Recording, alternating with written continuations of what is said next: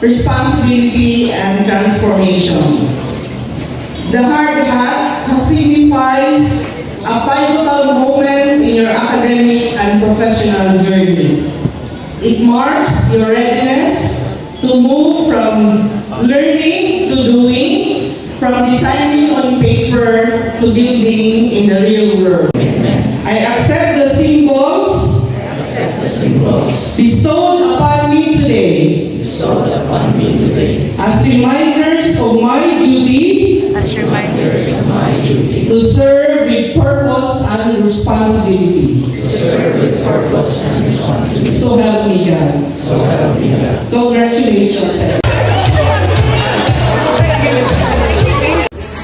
Go! Go! Go! Pasulong! Go!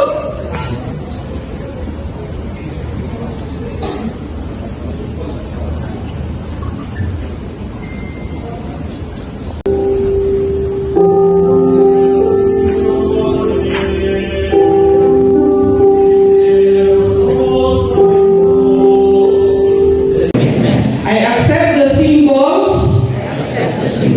bestowed upon me today as reminders of my duty to serve with purpose and responsibility. So help me God. Congratulations.